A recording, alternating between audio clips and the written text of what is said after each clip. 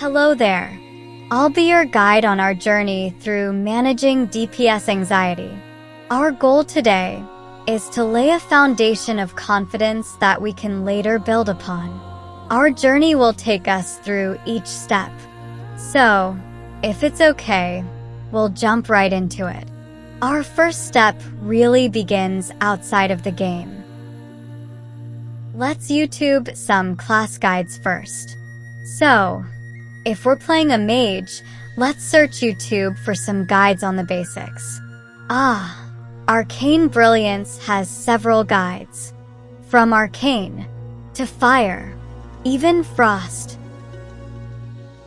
While we're on YouTube, let's search for the dungeon we're interested in running. Oh, great. Here's one from Hazel. I find her guides to be informative and engaging and, well, just kind of fun to watch. First up, let's make a macro that tells everyone we're new to playing mage. Click Macros, then New. We can select any icon we want to represent the macro greeting. I'm going to pick this fire-looking guy, and I think I'll name my macro Greeting. Yeah, so let's see here. Now let's type \I, then I'm new to mage, so please be patient. Then save it. Now you can pick it up and put it on your bar, so we can use it when we enter the dungeon.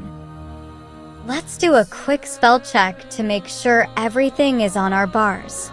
The spells that are lit up tell you that you're missing one of them on your bars.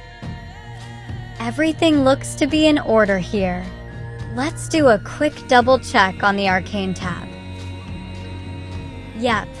Now to make sure we've spent all our talent points and that our key talents look the way we want, let's give ourselves our best chance at success and grab some consumables. They help your DPS and survivability.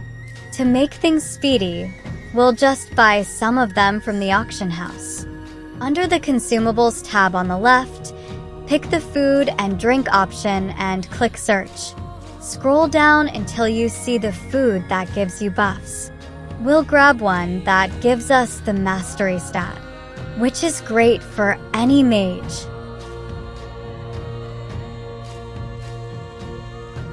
Let's also grab a file. We'll be sure to use this with our food before the dungeon begins. There are several types, but we'll snag the file of Tepid Versatility. It might also be a good idea if you practiced your rotation on the target dummies. Try your best to keep moving as you practice to get those DPS juices flowing. And finally, let's make sure we're repaired.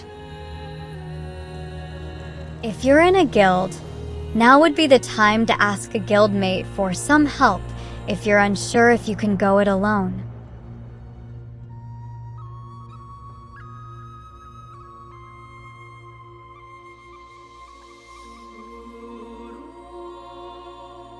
If you're not in a guild, but want to hang out with like-minded people, click Guild Finder on the Communities tab.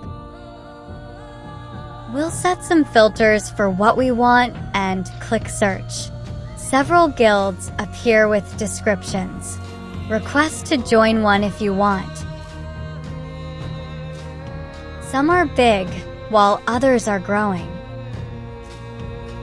You can also find a social community here.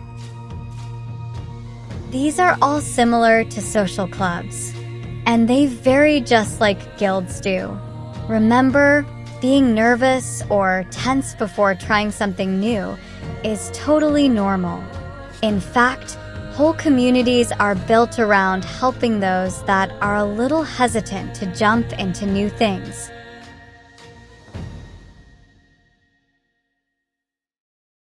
So, when you feel you're ready, open the Dungeon Finder and select the dungeon you want to run. And finally, click Find Group.